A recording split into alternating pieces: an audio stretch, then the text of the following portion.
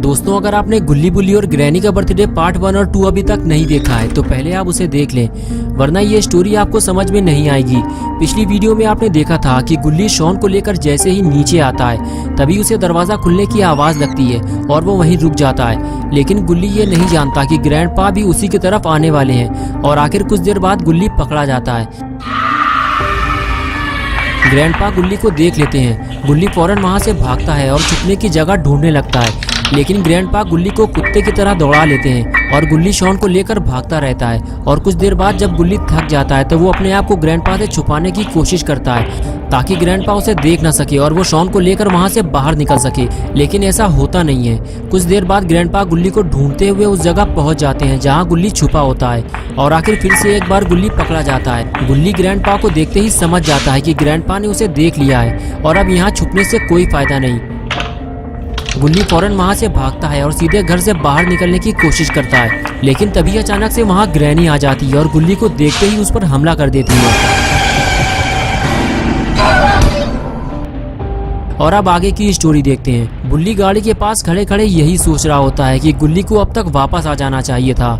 उसे यहाँ से गए हुए काफी देर हो चुकी है, मुझे अब जाकर देखना होगा। गुल्ली ने बुल्ली से कहा था कि अगर मैं आधे घंटे तक वापस ना आऊं तो समझ लेना कि मेरे साथ कुछ गड़बड़ हुई है, लेकिन अभी आधा घंटा नहीं हुआ है, इसलिए बुल्ली इतना सीरियस नहीं है। लेकिन वो ग्रैनी के घर जाना चाहता है ये देखने के लिए कि गुल्ली को कुछ हुआ तो नहीं है। लेकिन बुल्ली जैसे ही थोड़ा और आगे बढ़ता है तो वो देखता है कि ग्रैनी के घर का दरवाजा खुला हुआ है। ग्रैनी और ग्रैंडपा सामने ही खड़े हुए हैं और वो जोर जोर से बातें कर रहे हैं। बुल्ली को लगता है कि ग्रैनी का बर्थडे होने जा रहा है, इसी वजह से चिल्ली पुकार मची हुई है। लेकिन कुछ ही देर बाद बुल्ली को समझ में आ जाता है कि अंदर कुछ गड़बड़ है, कहीं गुल्ली पकड़ा तो नहीं गया, पास जाकर देखना होगा। और फिर बुल्ली धीरे धीरे घर की तरफ आगे बढ़ता है।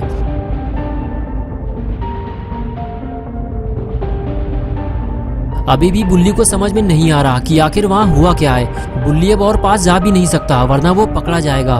वो तो बस गुल्ली के बाहर आने का इंतजार कर रहा है, लेकिन शायद उसे नहीं पता कि गुल्ली अब वापस नहीं आएगा। ग्रैनी ने उसे मारकर बेहोश कर दिया है और अब ग्रैनी और ग्रैंडपा उसे ठिकाने लगाने वाले हैं। ग्रैंडपा को लग रहा है कि गुल्ली और शॉन घर में चोरी करने आए थे, इसलिए उन्हें सख्त सजा मिलनी चाहिए।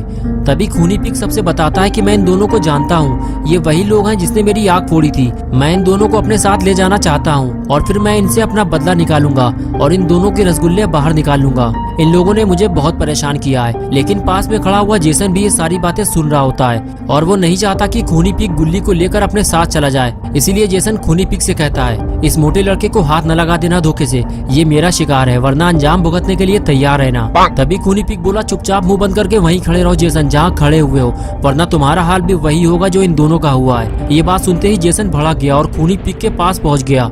तभी खूनी पिग ने कहा, जाओ जेसन, ये आंखें किसी और को दिखाना, बहुत देखे हैं तुम जैसे। खूनी पिग की ये बात सुनते ही जेसन ने खूनी पिग का गला पकड़ लिया और जोर से दबाने लगा।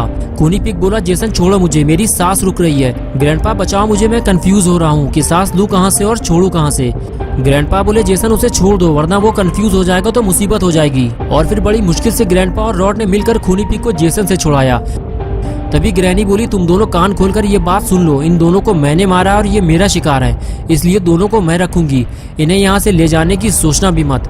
और फिर ग्रैनी ने इविल नन से कहा, नन तुम इन दोनों को बेसमेंट में ले जाकर डाल दो और इन पर नजर रखना, ये वहाँ से गायब ना होने पाए। और फिर इविल नन गुल्ली को खींचते हुए बेसमेंट में ले जाने लगी और सारे लोग खड़े होकर ये नजारा देखते रहे।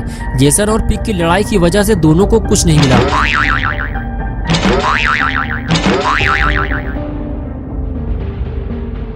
रॉड बोला, 12 बजने वाले हैं, सब लोग ऊपर चलो, लड़ाई में बर्थडे भूल गए क्या? ग्रैनी बोली, रॉड हम दोनों ऊपर जा रहे हैं, तुम इस पर नजर रखो, जब नन इसे ले जाएगी तो ऊपर आ जाना। ये कहकर ग्रैनी और ग्रैंडपा दोनों ऊपर चले गए।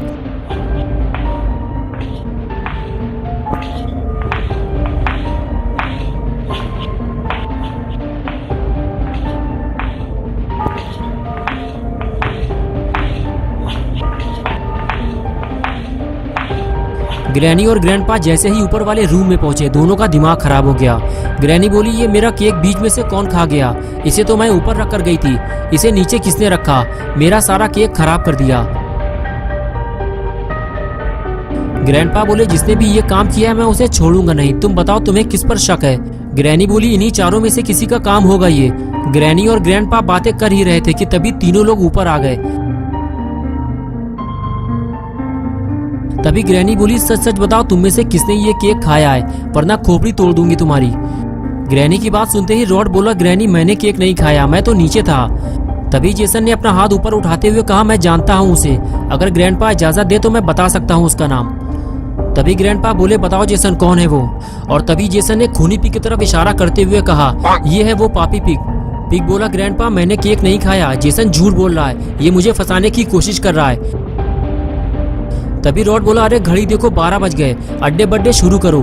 और फिर रॉड ने केक उठाकर मेज पर रख दिया और बाकी सारे लोग ग्रैनी को घेर बटोर कर खड़े हो गए और शुरू हो गई बर्थडे पार्टी।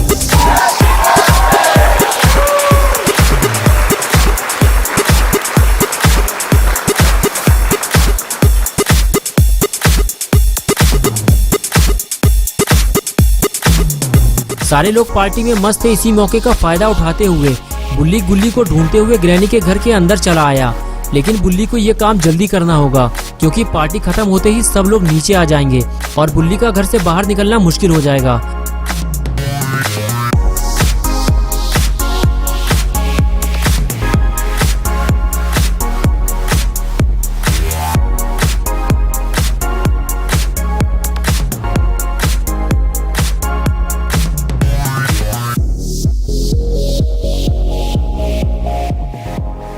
ऊपर आने के बाद जब बुल्ली रूम में झांकता है तो उसे सामने रॉड खड़ा हुआ दिखाई देता है, लेकिन रॉड किसी और तरफ देख रहा होता है। बुल्ली को समझ में नहीं आता कि रॉड को कैसे बुलाएं। तभी वो हाथ हिलाने लगता है, लेकिन कोई फायदा नहीं।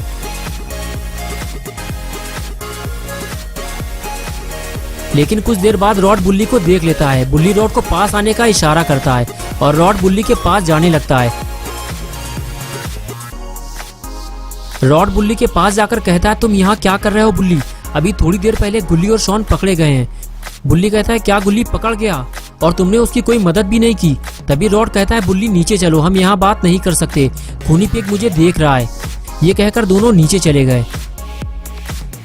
लेकिन खूनी पिग का ध्यान लगा हुआ है कि रॉड किससे बातें कर रहा है और वो फौरन रूम के बाहर निकल कर देखता है। जिसका डर था आखिर वही हुआ। खूनी पिग ने रॉड के साथ बुल्ली को देख लिया है और ये देखते ही खूनी पिग ने अंदर जाकर सबको ये बात बता दी। तो दोस्तों, क्या होगा बुल्ली और रॉड का? क्या गुल्ली और शॉन इस घर से बाहर निकल पाएंगे या फिर बुल्ली और रॉड भी अब फंस जाएंगे? ये हम देखेंगे पार्ट 4 में 21 को इसी चैनल पे। तो दोस्तों, अगर आप पार्ट 4 देखना चाहते हैं तो इस वीडियो को लाइक करें, चैनल को सब्सक्राइब करना और बेल आइकन प्रेस करके ऑल नोटिफिकेशन ऑन करना ना भूलें।